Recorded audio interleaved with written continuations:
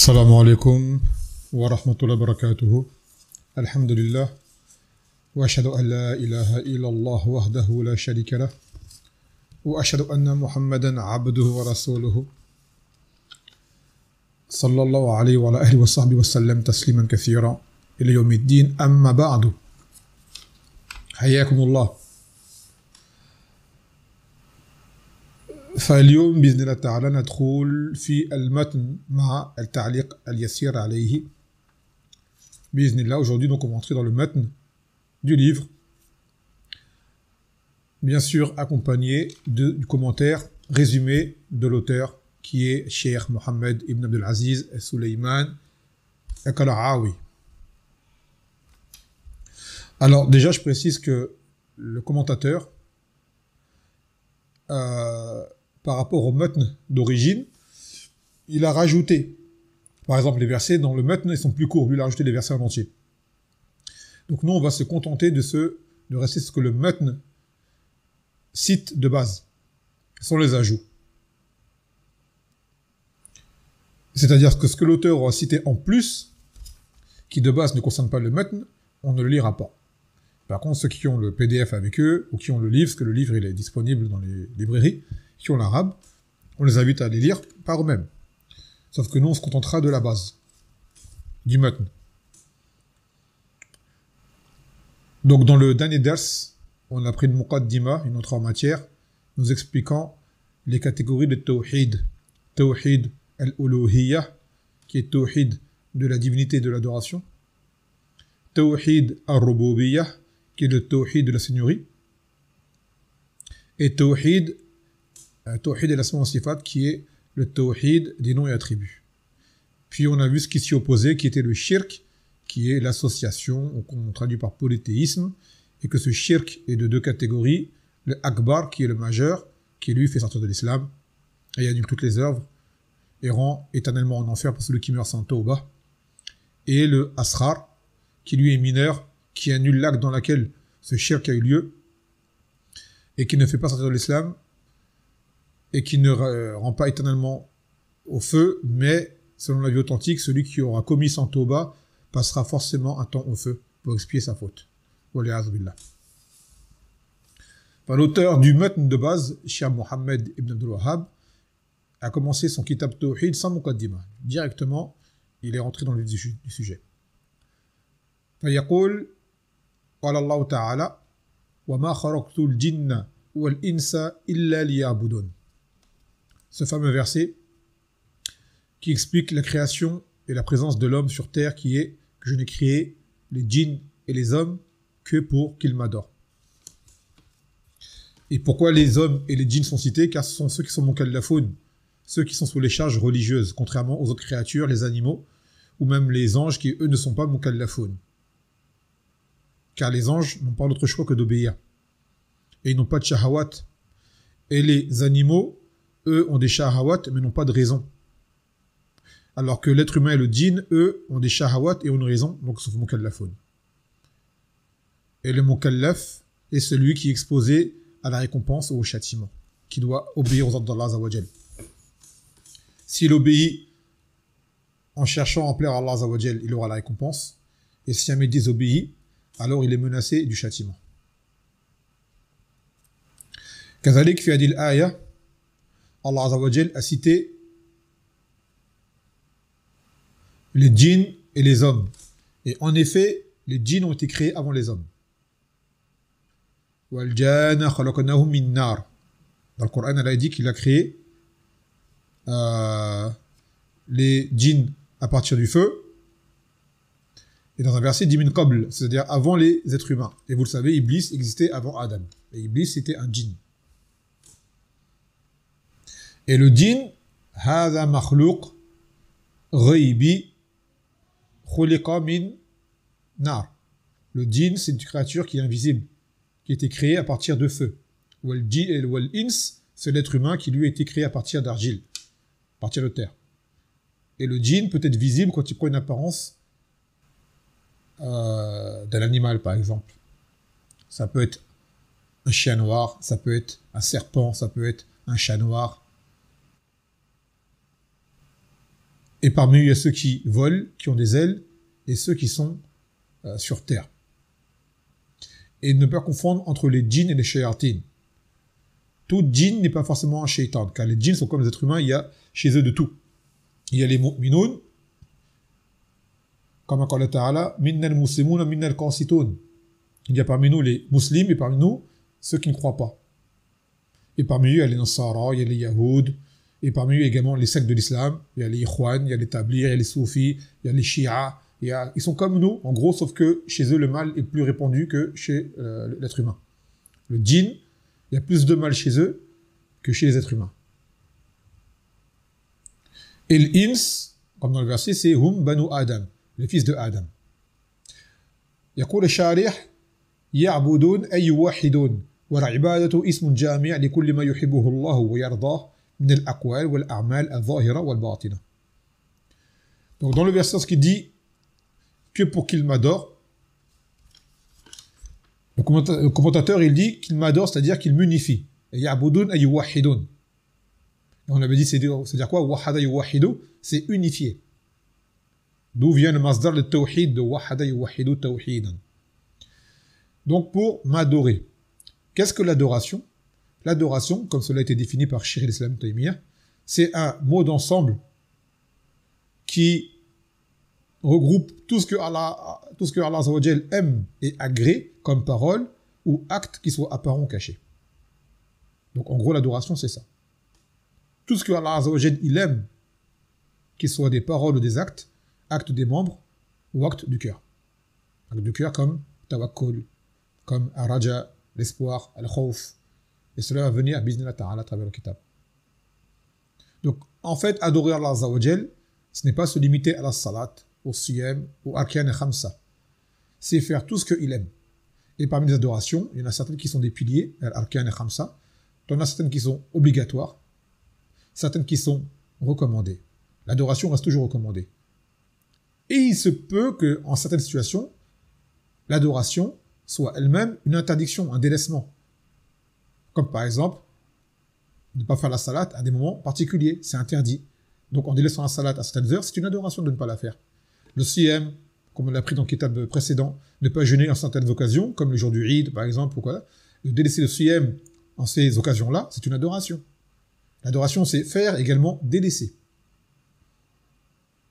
Et cette adoration n'est acceptée qu'avec deux conditions, al-ikhlas, la sincérité, ou al-mutaba'a, d'être en conformité avec le suivi prophétique. يقول الشارح الشرح الإجمالي. Explication générale de ce bout de verset. يخبرنا الله سبحانه وتعالى أنه هو الذي أوجد الجن والإنس وأن الحكمة من جادهم هي إفراده بالعبادة والكفر بما سواه وأنه لم يخلقهم لمصلحة النفوذ لذاته وإنما أوجدهم للعبادة. نعم. Donc Allah Azza wa Jalla nous informe à travers ce verset qu'il est celui qui a créé les djinns et les hommes. Et on expliquait que la création d'Allah Azza wa Jalla, c'est celle qui part du néant pour arriver à l'existence. C'est la création absolue. Que nul ne peut faire autre que lui. Donc al-khalq min sifatillah. Le fait de créer est parmi des attributs d'Allah subhanahu wa ta'ala. Et que la sagesse de leur existence, c'est en but qu'il l'unifie dans l'adoration et de mécroire en ce qui est en dehors de lui. C'est-à-dire que rien en dehors d'Allah ne mérite d'adoration. Et qu'il ne les a pas créés pour une chose qui lui revienne comme intérêt à lui-même. Car, comme vous le savez, Allah Azza wa Jal n'a pas besoin de nous. Allah wal Ghani nous a créés, bien sûr pour qu'on l'adore, mais cette adoration, il n'en a pas besoin. C'est nous qui avons besoin de l'adorer. Donc en fait, c'est une grâce de sa part de nous avoir fait exister, d'où le fait que celui qui, par exemple, veuille sauter la vie de lui-même, se suicider, il aura fait une chose qui ne revient pas, car la vie, notre vie, ne nous appartient pas. Notre vie appartient à Allah Azza wa Jal. Nous sommes ses sujets, nous sommes sa création, nous sommes sa propriété, nous sommes dans son royaume. Et on n'a pas à gérer notre vie comme bon l'entend, de base, mais on doit le faire comme lui nous l'a imposé. Cependant, Allah Azza wa Jal a mis en l'homme le libre arbitre. Il peut choisir par lui-même, mais il assumera son choix. S'il fait le bien, ce sera à son avantage. S'il fait le mal, ça sera à ses dépens. Celui qui veut, qu'il croit. Celui qui veut, qu'il mécroit. Cependant, celui qui mécroit, ce n'est pas un choix de liberté, mais c'est un choix dans le sens où tu vas à l'encontre de l'ordre d'Allah Azza wa Jal. Tu sais ce qui t'attend par la suite. Yaqulu al-fawaid, les enseignements à retenir de ce verset. Il y en a beaucoup, mais il en cite certains. أولاً الحكمة من خلق الجن والإنس وهي إفراد الله بالعبادة. Donc on y trouve la sagesse de la création du djinn et de l'homme qui est d'unifier Allah dans l'adoration. ثانياً إثبات وجود الجن. Et ce verset prouve l'existence des djinns. Qu'il y a des gens qui mécroient en les djinns. Principalement les kuffars. Nous, les croyants, les musulmans, on y croit. Même si on ne les voit pas. Car croire n'implique pas de voir. Croire n'implique pas de voir. Sans quoi, il n'y aurait pas de mérite à croire. Donc les choses liées à l'invisible, comme les djinns, comme les malaïkas, ou comme les choses qui ont lieu dans la tombe et qui ont lieu après la mort, et ce qui s'ensuit, le croyant, même s'il ne l'a pas vu, il y croit, car il sait que ce qu'il y a dans le Coran, c'est la parole d'Allah Azza wa Jal, et que cela n'est que vérité, et également ce que nous a informé son prophète Mohammed sallallahu alayhi wa sallam. Cela également nous montre Kamal Rina Allah an khalqihi, la perfection de la richesse d'Allah, c'est-à-dire que Allah se passe totalement de sa création. Yaqul munasabat al-aya lil-tawhid. Donc maintenant, quel est le lien de ce verset avec le tawhid? Et le lien, il est clair. حيث دلت الآية الكريمة على أن الحكمة من خلق الجن والإنس هي إفراد الله بالعبادة والكفر بما سواه. Donc ce verset, noble verset, nous montre la sagesse de la création du djinn et de l'homme qui est d'unifier Allah dans l'adoration et de mécroire en tout ce qui est en dehors de lui. Ce n'est pas que d'adorer Allah. Non, ça ne suffit pas d'adorer Allah. C'est d'adorer que Allah et mécroire en ce qui est en dehors de lui. Car chez les kuffars, on va trouver des gens qui adorent Allah. Chez les gens du livre. Mais ils adorent autre que lui avec lui. Et ne mécroient pas en de fausses divinités. Alors que le musulman, ce n'est pas seulement j'adore Allah, c'est je n'adore que Allah. Comme on le dit dans la Fatiha, Iyyaka na'budu wa iyyaka nasta'in. C'est toi seul que nous adorons et c'est toi seul, c'est auprès de toi seul que nous recherchons de l'aide, que nous implorons. Donc unifier une chose implique d'affirmer cette chose et de renier ce qui s'y oppose. Ensuite, dans le matn toujours, là on va prendre partie par partie, d'accord, c'est-à-dire que je dis une partie du matn, le commentaire qui va avec. Après l'autre partie du matn, après le commentaire qui va avec, jusqu'à ce qu'on finisse le chapitre, le bab. En espérant pouvoir prendre un bab par ders. Inch'Allah, on espère. ثم يقول قال الله تعالى وَلَقَدْ بَعَثْنَا فِي كُلِّ أُمَّةٍ رَسُولًا أَنْ يَعْبُدُوا اللَّهَ وَاجْتَنِبُوا الطَّاغُوتَ. Nous avons certes envoyé dans chaque communauté un messager pour leur dire adorez Allah et éloignez-vous du tarout. Là, كذلك, ce verset nous indique que Allah Azza wa Jal a envoyé des messagers à tous les hommes avec le même message qui est le tawhid et le kufr bi tarout. Maintenant, yaqul ar-rasul man wa rasul, c'est quoi le messager? Ou l'auteur, ce qu'il dit lui, wa man uhiya ilayhi bi shar'in wa umira bi tablighihi. Il dit l'auteur que le messager c'est quelqu'un qui a reçu la révélation avec une législation à qui il était ordonné de retransmettre. Car certains disent que le messager doit retransmettre obligatoirement, alors que le prophète, il n'a pas été ordonné de retransmettre. C'est une différence qu'ils font entre le messager et le prophète. Car tout messager est un prophète, ce n'est pas tout prophète qui est un messager. Et en réalité, cette définition, elle est discutable. Car même le prophète, il lui était ordonné de retransmettre. Car cela a été même ordonné aux gens quelconques, même aux ulama, que l'on doit retransmettre obligatoirement ce que l'on sait. Comme l'amr bil ma'ruf wa nahy 'anil munkar, c'est obligatoire pour tout le monde. Donc on ne peut pas dire qu'un prophète, il n'a pas été ordonné de retransmettre. Mais en réalité, d'autres différences ont été établies entre le prophète et le messager. Il était dit que le messager a été envoyé à un peuple qui dément et un peuple mécréant. Et souvent, il est venu avec un livre et une législation. Alors que le prophète lui était envoyé à un peuple qui a obéi ou qui a, on va dire, qui a oublié ou qui sait, mais à qui on doit renouveler sa législation, sans apporter de livre avec lui, et ni de changer la sharia du prophète qui l'a précédé. Donc en fait, le prophète est comme un rappel ce que le messager d'avant lui a apporté. Alors que le messager, lui, a été envoyé à un peuple qui de base ne sait pas, ou alors un peuple qui sait mais qui refuse, catégoriquement. Et cette définition-là, c'est celle que Shir Islam a apportée dans le Nubuwa, et qui est, pareil, comme étant la plus plausible.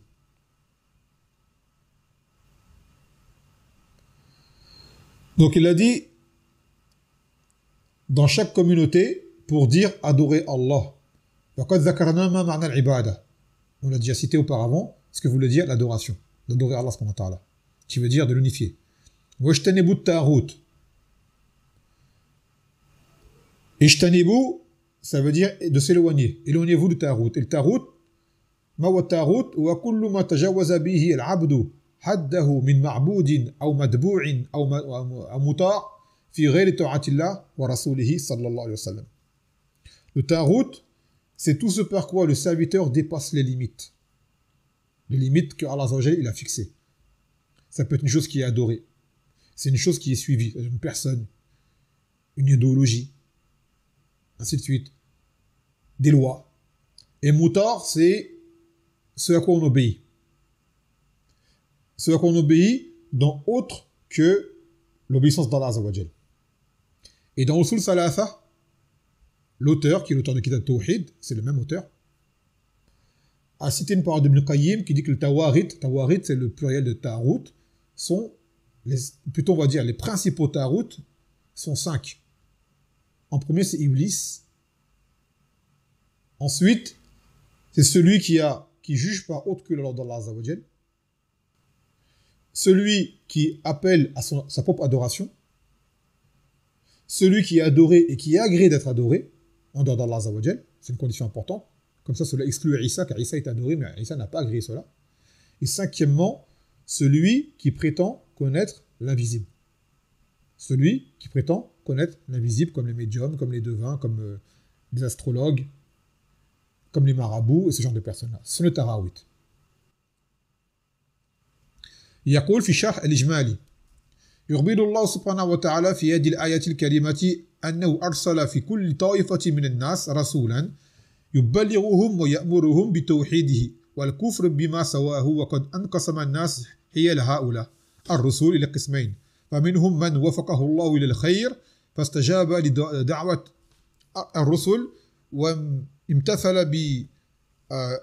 ما أمروا به واجتنب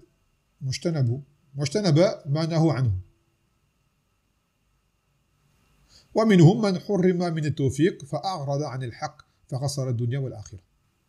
Dans ce verset, dans l'explication générale, Allah nous informe à travers ce verset, qu'il a envoyé à chaque groupe d'hommes, depuis Nuh jusqu'à la venue de Mohammed sallallahu alayhi wa sallam, un messager pour leur retransmettre et leur ordonner le tawhid et la mécréance en ce qui est adoré en dehors d'Allah Azza wa Jal. Et les gens, face à ces messagers, sont divisés en deux catégories. Il y a ceux qui ont été muwaffaqoun, à qui Allah a donné la réussite, qui ont répondu favorablement à l'appel des messagers et qui ont obéi aux ordres et qui ont délaissé ce qui leur a été interdit. Et parmi eux, il y a l'autre catégorie de personnes, ce sont ceux qui ont été privés de tawfiq, qui sont détournés de la vérité et qui ont perdu dans ce bas monde et dans l'au-delà. Et d'ailleurs, ce qu'il a dit le Nabi sallallahu alayhi wa sallam, ma nahaytukum anhu fashtanibuhu wa ma amartum bihim fa'tu minhum mastata'tum wa innama ahlaka allazina min qablikum kasrat masailihim وَاخْتِلَافُهُمْ مَعَ أَنْبِيَائِهِمْ. Il a dit, Nabi sallallahu alayhi wa sallam, ce que je vous ai interdit, délaissez-le. Et ce que je vous ai ordonné, faites comme vous le pouvez. Et n'ont péri ceux d'avant vous que pour leur grand nombre de questions et pour leur divergence avec leur prophète. Donc toute personne qui ne suit pas le prophète, qui lui a été envoyé, cette personne-là, il voit sa perte. Les gens à suivre, ce sont les messagers et les prophètes. Car c'est Allah Azza wa Jalla qu'ils ont envoyé pour nous indiquer comment obtenir son agrément. Non pas pour nous dire que Allah existe, car de base, Rububiya, voilà, nous, les gens de base croient en l'existence d'Allah Azza wa Jalla. Et pour nous dire qu'est-ce qu'on doit faire vis-à-vis de lui, qui est de l'adorer seul et de nous éloigner d'adorer quiconque en dehors de lui. Donc maintenant, quel est le lien entre ce verset, le tawhid, et le verset, il est clair. حيث دلت الآية الكريمة على أن عبادة الله لا يصلح إلا إذا كفر بما سواه. Et ce verset nous indique que on doit adorer Allah Azza wa Jalla seul et que l'adoration d'Allah ne peut être convenable qu'en mécroyant en ce qui est en dehors de lui. C'est ça le tawhid. Il y a le fait de croire et le fait de mécroire. Croire seul ne suffit pas, il faut croire et mécroire. D'accord ? On doit croire et mécroire. On croit en Allah et on mécroit en tout ce qui est en dehors de lui, qui a été adoré. On croit en sa religion et on mécroit en tout ce qui a été qui nous amène à autre chose. Ça veut dire, mathalan, les religions précédentes, on y croit, mais ne sont plus aujourd'hui valables. Donc on ne les suit pas. On croit en leur existence, on croit à leurs bienfaits à leur époque, mais aujourd'hui, par exemple, on ne croit pas à la religion des Nasara, telle qu'elle est aujourd'hui, ni en celle des Yahoud, telle qu'elle est aujourd'hui.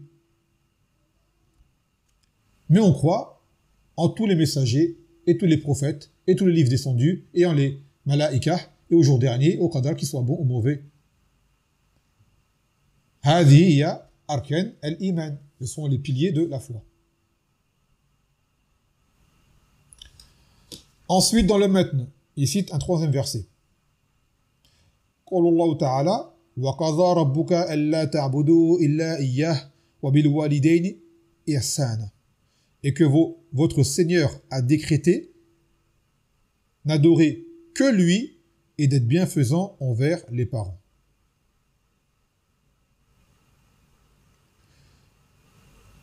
Le commentateur, après avoir cité les versets, il fait un sharh des kalimat, il explique les mots des versets. Moi, étant donné que je vous les traduis directement selon le sens, je n'ai pas besoin de répéter, car à travers la traduction, le sens vous apparaît. Car nous, on traduit par le sens et non pas par les termes. Et des fois, les termes correspondent au sens.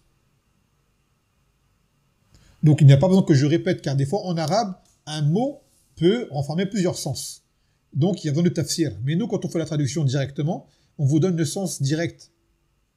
Donc, répéter ne ferait que alourdir le ders et prendre du temps. Donc, cette partie-là, je ne la lis pas, sauf s'il y a un besoin, par rapport à certains mots qui ont besoin d'une explication. Là, ce n'est pas le cas, car les mots, plutôt le sens, il est wadih, alhamdulillah, et les termes sont simples. Et ils sont en concordance avec le sens. طيب. يقول ألا تعبدوا الله ولا تعبدوا إلا إياه وأن تصرفوا جميع أنواع العبادة إلى الله دون غيره. Donc, n'adorer que Allah Azza wa Jal, que toute l'adoration ne vienne que pour lui, ne soit que pour lui, et de ne rien donner de cette adoration à quiconque en dehors de lui. وبالوالدين إحسانا. الإحسان إلى الوالدين واحترامهما والقيام بما يصلح أحوالهما ويصلح أحوالهما والدعاء لهما وصلة الرحم التي لا توصل إلا بهما بعد وفاتهما استمرار الدعاء لهما وإكرام صديقهما. On doit être bienfaisant envers les parents, c'est-à-dire les respecter et faire tout ce qui peut amener à améliorer leur situation, invoquer pour eux, entretenir les liens de parenté avec eux. et cela même après leur mort, car cela leur est profitable. Car il a dit le Nabi sallallahu alayhi wa sallam, que parmi les choses qui servent toujours aux défunts, c'est l'invocation d'un enfant pieux en sa faveur. Eux aussi, respecter leurs amis, ceux qui étaient vivants, de leurs vivants, d'accord, respecter les amis des parents. Après, bien sûr, chacun en mesure de son istiqama. Et bien sûr, les parents, même les parents koufars, ont ce droit-là, mais il est évident que la relation ne sera pas la même qu'avec des parents musulmans. Et même chez les musulmans, la relation diffère au niveau de leur foi. On n'aura pas ce même amour pour des parents, par exemple, qui sont sur la sunna, sur l'istiqama, et des parents qui sont sur le fisq, ou sur la bid'a, ou sur la marsiya. C'est certain. Mais quoi qu'il en soit, il y a une base qui reste. Il y a une base qui doit rester. يقول في شرح الإجمالي explication générale يأمر الله سبحانه وتعالى جميع المكلفين بأن يفردوه بالعبادة وأن يبروا بوالديهم. Donc Allah ordonne à tous les mukallafines, c'est-à-dire hommes et djinns, car cela est valable pour les djinns également. Cet ordre que Allah donne à travers le Coran, il est valable pour l'être humain et pour les djinns. Le livre des djinns, c'est le Coran, et le messager des djinns, c'est Mohammed sallallahu alayhi wa sallam. D'ailleurs, il n'y a pas eu de messager ni de prophète parmi les djinns. Tous étaient des êtres humains. Et tous étaient des hommes, pas des femmes. Et tous étaient libres, ils n'étaient pas des esclaves. C'est une chose qui est importante. Chez les djinns, il n'y a pas eu de messager ou de prophète. Cela n'a été donné que aux êtres humains, car les djinns nous voient alors que nous ne les voient pas. Et le prophète doit se faire connaître. Les djinns nous voient alors que nous ne les voient pas. Comme Allah Ta'ala, ils vous voient de là où vous ne les voyez pas. Les djinns nous sont invisibles, à part quand ils prennent une apparence physique, mais même si ils ont une apparence physique, on ne sait pas forcément que c'est un djinn qui est devant nous. Mais eux nous voient. Donc, eux-mêmes, les djinns ont des parents et doivent respecter leurs parents.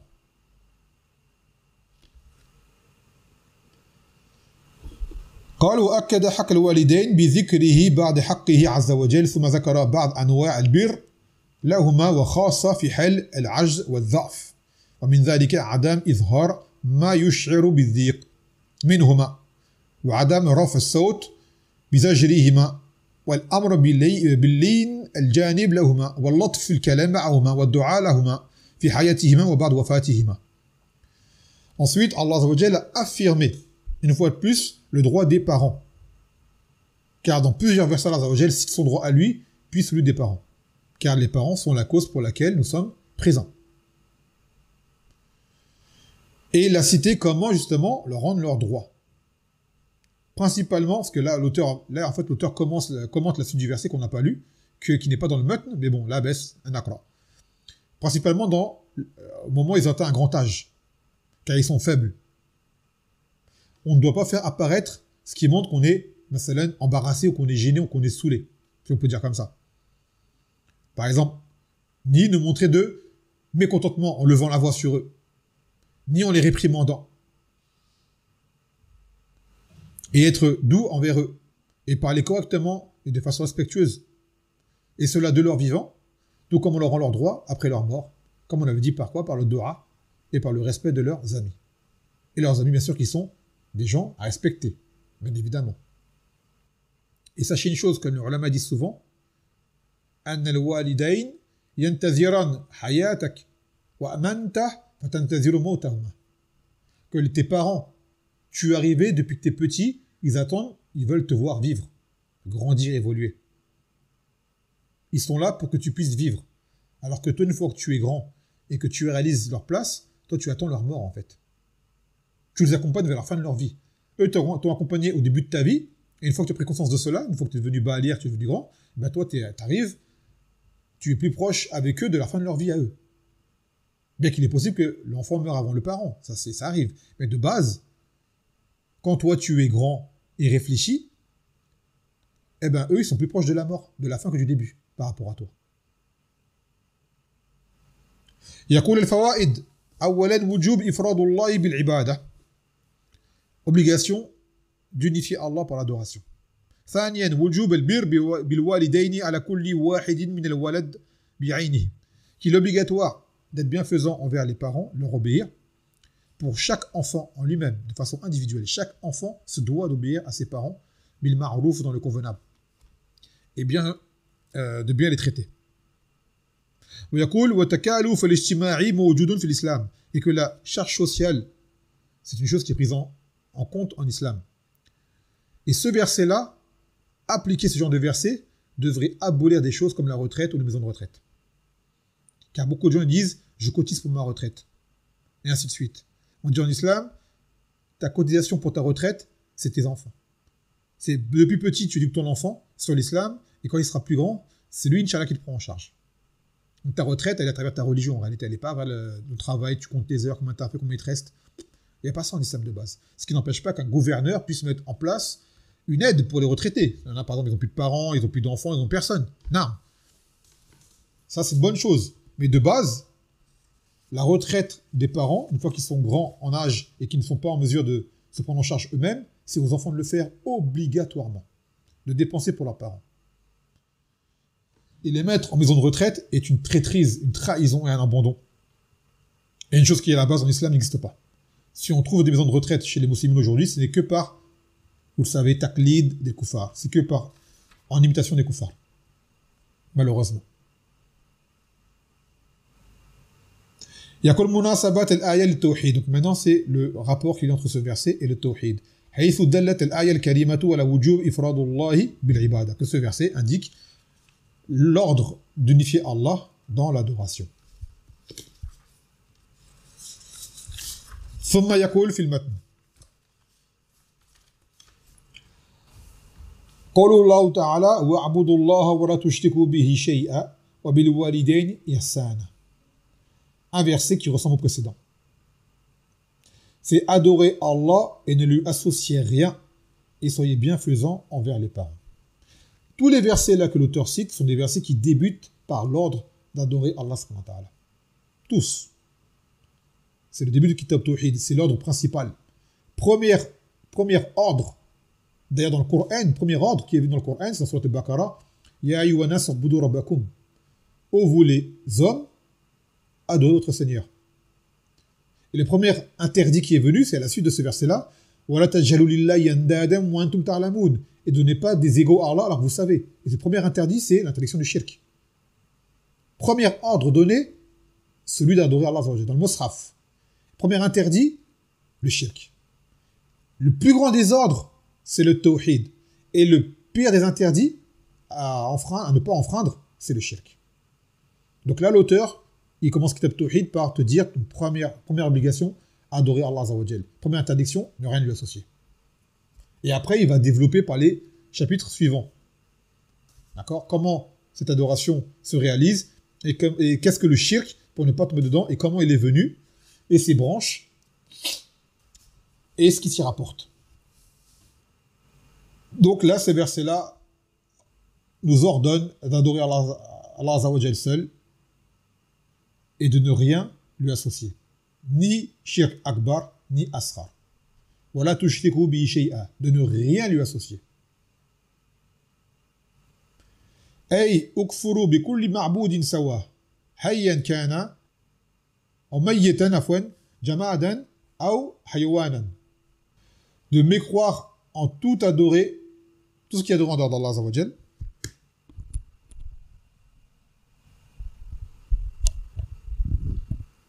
qu'il soit vivant, qu'il soit mort, qu'il soit une chose inerte, inanimée, objet ou autre, ou alors qu'il soit un animal, un être vivant, on va dire. Hayawan, à la base, c'est plus un être vivant. Et dedans, rentrent les animaux. Bien sûr, bienfaisance envers les parents, on en a parlé dans le verset précédent. Yaqul fi sharh al-ijmali, explication générale par rapport à ce verset. Lama kana l'ikhlas wa asas ad-din ابتدأ الله بهذه الآية بالأمر بالإخلاص والتوحيد له والكفر بما سواه وأردف ذلك ببر الوالدين لأنهما هما السبب الظاهر في وجود الإنسان في هذه الحياة. Donc Allah Azza wa Jalla a ordonné la sincérité dans l'adoration car c'est la base de la religion, l'ikhlas. C'est pour cela qu'Allah Azza wa Jalla a commencé par cela, adorer Allah seul et ne rien associer. Cela implique l'ikhlas. Et ça rentre dans le tawhid. Et mécroire en tout ce qui est en dehors de lui. Et il a fait suivre cela par l'ordre de la bienfaisance envers les parents, car ils sont la cause apparente de notre présence sur terre. يقول الفوائد وجوب عبادة الله وحده, l'obligation d'adorer Allah seul. وجوب بر الوالدين وطاعتهما ما لم يكن في معصية أو شيئا يضر الولد لقول رسول الله صلى الله عليه وسلم لا ضرر ولا ضرار. Qu'il est obligatoire d'obéir aux parents, d'être bienfaisant vers les parents, de leur obéir, tant que cela ne mène pas à une désobéissance, ou alors une chose qui nuise à l'enfant. Car le Nabi sallallahu alayhi wa sallam l'a dit, nulle nuisance à soi-même ni à autrui. C'est-à-dire que si tes parents te donnent un ordre, une chose qui te cause un préjudice, même si c'est pas haram en soi, mais ça va te causer un préjudice, alors tu ne peux pas obéir à ce moment-là. C'est à toi de trouver la façon respectable de leur dire que tu ne peux pas obéir. Malheureusement, pour eux, mais s'il y a une nuisance pour toi, corporelle ou matérielle ou autre, alors à ce moment-là, il t'est permis de ne pas leur obéir, mais de leur dire de façon convenable. ويكون مناسبة الآية للتوحيد حيث دالت الآية الكريمة على وجوب الإخلاص العبادة لله وحده والكفر بما سواه. Donc également ce verset-là, le lien avec le tawhid, c'est comme vous l'avez vu, il y a l'ordre d'adorer Allah Azza wa Jal seul, d'être sincère dans l'adoration et de mécroire tout ce qui est en dehors de lui. ثم يقول في المتن قال ابن مسعود من أراد أن ينظر إلى وصية محمد صلى الله عليه وسلم التي عليها خاتمة فليقرأ قل تعالوا واتلوا ما حرم ربكم عليكم ألا تشركوا به شيئا وبالوالدين إحسانا. إلى قول الله تعالى وأن هذا صراطي مستقيما فاتبعوا ولا تتبعوا السبل فتفرق بكم عن سبيلي ذلكم وصاكم به لعلكم تتقون. Il a dit Ibn Mas'ud, celui qui veut voir le testament de Mohammed sallallahu alayhi wa sallam sur lequel il y a son sceau, alors qu'il lise la parole d'Allah dans le sens où il dit, venez, je vais vous lire ce que votre Seigneur vous a interdit. De ne rien lui associer, et d'être bienfaisant envers les parents. Puis, il passe directement à la fin du verset, en disant, et cela est mon chemin dans toute sa rectitude, suivez-le, et ne suivez pas les sentiers, car ils vous feront diverger de mon sentier, c'est ce qu'il vous enjoint, afin que vous puissiez craindre. Et le verset en vrai, il est plus long que cela, mais l'auteur n'a cité que ce passage-là, car il y a le shahid qui est l'ordre, ou plutôt l'interdiction de toute forme de shirk, et l'obligation de la bienfaisance envers les parents. فيقول في الشرح الإجمالي. Explication globale de ce verset. يأمر الله نبيه محمدا صلى الله عليه وسلم بأن يدعو خصوم الدعوة إلى الإقبال والإصغاء إلى ما يفصله عليهم من الخطوط العريضة لهذه الدعوة والقواعد الثابتة المشرفة وذكر بعضا منها في هذه الآية وما بعدها. ولما كان الشرك يحبط كل عمل صالح ابتدأ الله بهذه الحقائق بالتحذير من الشرك ثم عقب بالأمر بالوالدين.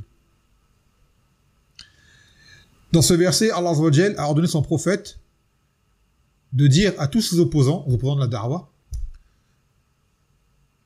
d'être attentifs à ce qui va suivre. Car en fait, le verset, il contient 10 ordres. Bon là, l'auteur n'a pas voulu mettre les 10 ordres, car le but, ce n'est pas de citer les 10 ordres, mais de citer le premier qui est que Allah Azza wa Jal a interdit d'associer quoi que ce soit. Mais le verset, il a un uslub particulier, car il dit قُلْ تَعَلَوْا أَتْلُوا مَا حَرَّمَ عَلَيْكُمْ مَا حَرَّمَ رَبُّكُمْ عَلَيْكُمْ. Il dit, venez, je vais vous lire ce que votre Seigneur vous a rendu interdit. Afin de quoi, comme il dit, d'attirer l'attention de l'auditeur. Là, on va te dire qu'est-ce que Allah Azza wa Jal t'a interdit.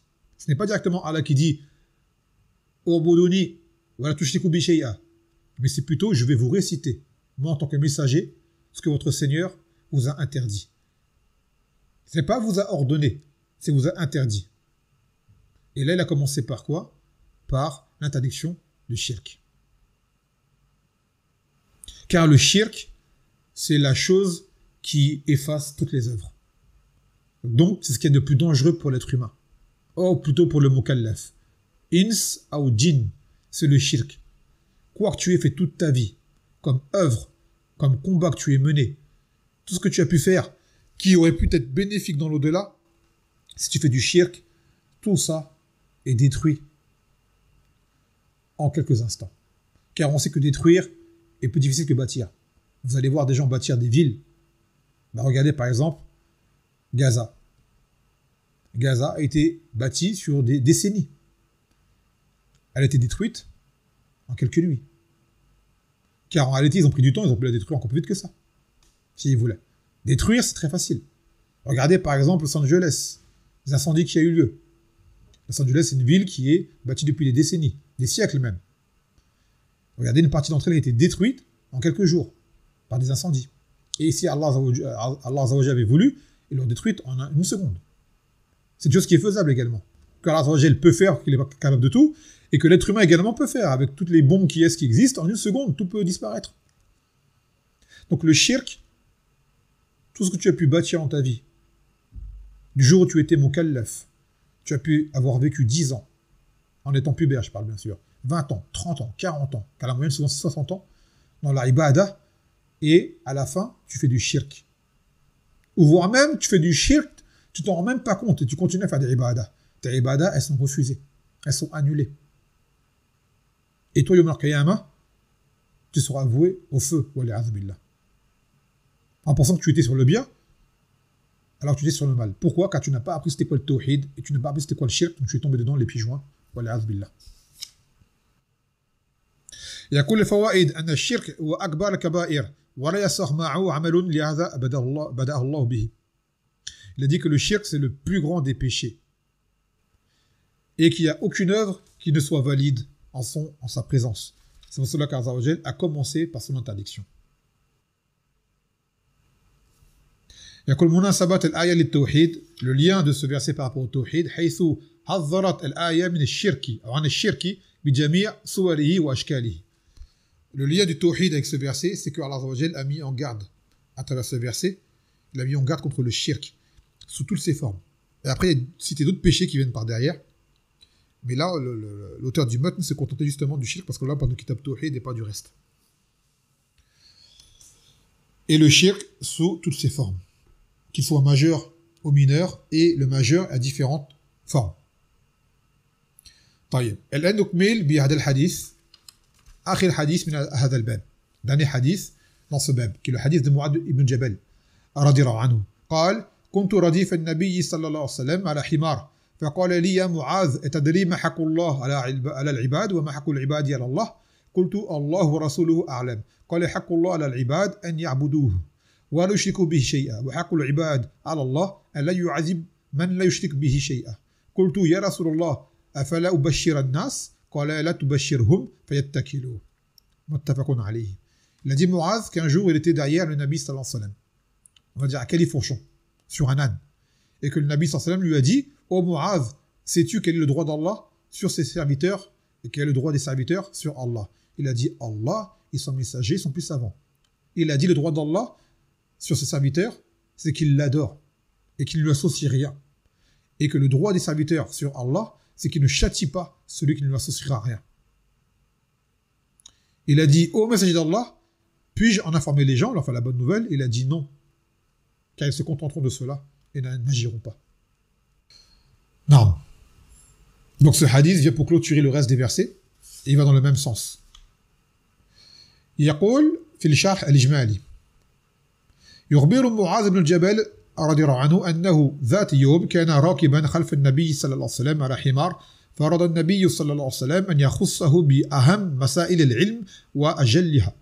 Donc Mu'adh nous informe qu'il était derrière le Nabi sallallahu alayhi wa sallam, c'est-à-dire sur un âne, et que le Nabi sallallahu alayhi wa sallam a voulu le particulariser en lui apprenant la plus importante des questions et la plus grande. وقد استعمل رسول الله صلى الله عليه وسلم الأسلوب الاستجوابي الاستجواب في تعليم معاذ وتشويقه وأن معاذا لم يخوض فيما لا يعلم.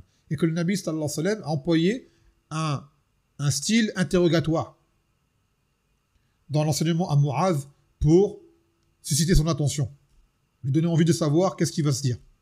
Et que Mu'adh n'a pas abordé ce qu'il ne connaissait pas. Il a dit Allahu wa rasuluhu a'lam. وأن النبي صلى الله عليه وسلم بين لمعاذ حقيقتين هامتين وهما ما يجب لله على المكلفين من خلقه وما أوجبه لعباده على نفسه إنعاما وتفضلا.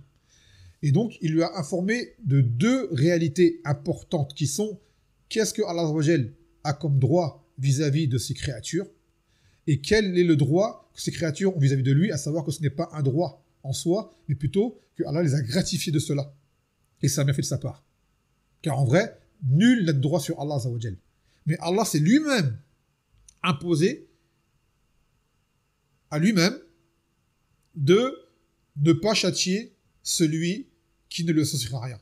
Sans quoi, Allah Azzawajal ne doit rien. On n'a aucun droit sur Allah Azzawajal. Donc c'est pour ça qu'il a dit In'aman wa tafaddulan.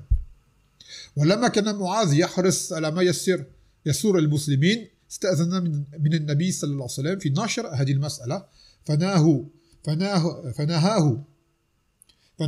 النبي صلى الله عليه وسلم مخافة أن يعتمدوا على هذا الوعد فيتركوا التنافس في الأعمال الصالحة التي تحط سيئاتهم وترفع درجاتهم.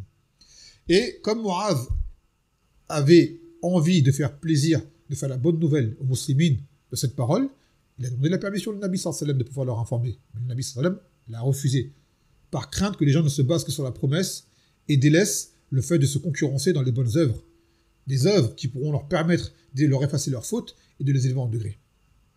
لكن معاذ أخبر تخرجا من كتمان العلم عن العاقل يفهم تعذير النبي صلى الله عليه وسلم أمته من الاتكال من قوله فيتكلوا. Cependant, après la mort du Nabi sallallahu alayhi wa sallam, Mu'adh se sentait dans l'embarras de cacher une chose aussi importante, de cacher le ilm, donc il en a informé les gens. Et bien sûr, en fait, Mu'adh n'a pas désobéi au Nabi sallallahu alayhi wa sallam. On a tous compris que lorsque le Nabi sallallahu alayhi wa sallam a dit cela à Mu'adh, c'était un moment, mais cette chose-là devait se savoir. Et d'ailleurs, elle apparaît à travers des versets d'autres hadiths qui sont venus par la suite. Donc en réalité, Mu'adh n'a pas transgressé l'ordre du Nabi sallallahu alayhi wa sallam. Mais c'est juste au moment où le Nabi sallallahu alayhi wa sallam ne pas le faire, il n'a pas fait. Mais par la suite, il a besoin de le faire, alors il l'a fait. Dans ce hadith, on y voit plusieurs fawaïd. Jawaz al-irdaf ala dabba in lam yashuk alayha, qu'il est permis de monter sur un animal à deux, cela n'est pas difficile pour l'animal, qu'il le supporte. Tawadu'u sallallahu alayhi wa sallam, voit sa modestie qui montait à deux sur un âne. Donc ça, c'est les caractéristiques des gens qui sont humbles. An arak al-himar tahir, que la sueur de l'âne, c'est une chose qui est pure, qu'il y a une divergence entre les ulama par rapport à l'âne, car à la base, manger de l'âne domestique, c'est interdit. Des ulama disent qu'il est une impureté. Ils ont dit non, ce n'est pas une impureté, sans quoi le Nabi sallallahu alayhi wa sallam ne serait pas monté sur lui.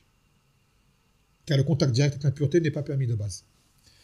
Rabi'an fadl Mu'adh ibn Jabal radiyallahu anhu. Cela montre le mérite de Mu'adh par rapport aux autres sahaba, qu'il a été particularisé par cet enseignement. خامسا الأسلوب الاستجوابي في التعليم من أساليب الإسلام, que le style interrogatoire d'enseignement est un style qui est islamique, un procédé qui est islamique plutôt, on va dire. C'est un procédé qui est islamique. سادسا تحريم الخوض فيما لا يعلمه الشخص, qui n'est pas permis à la personne de s'avancer, d'aborder une chose qu'elle ne connaît pas. C'est pour ça que Mu'adh il a dit Allah wa rasuluhu a'lam.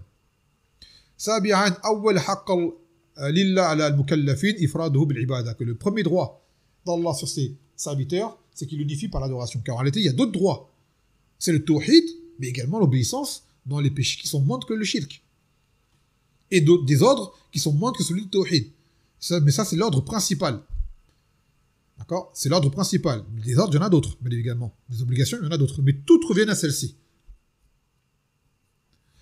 ثامنا من مات على التوحيد أمن من العذاب إذا لم يرتكب كبائر تعرضه لدخول النار, que celui qui meurt sur le tawhid sera épargné du châtiment tant qu'il ne commet pas de grands péchés qui l'exposent à n'entrer au feu. Et aussi, on y voit ce que l'avis que le confirme, qui est que celui qui fait du shirk asghar également sera exposé au feu, sera châtié. Car dans le hadith, il dit bien Allah yu'adhib man la yushriku bihi shay'a, que Allah ne châtiera pas celui qui n'associe rien du tout. Donc ça rentre dedans également le shirk asghar. Ça veut dire que celui qui fait du shirk asghar, bi mafhum al-mukhalafa, c'est-à-dire quand on comprend par opposition, ça veut dire que celui qui fait du shirk asghar, eh ben, il mérite d'être châtié. Non. Donc de là s'achève ce bab. Alhamdoulilah, on a pu le prendre en entier, en un ders, qui est un peu plus long que ce que j'aurais voulu. Et on se retrouve demain, bizina ta'ala, le bab التالي فسبحانك وبحمدك لا إله إلا أنت أستغفرك وأتوب إليك والسلام عليكم ورحمة الله وبركاته.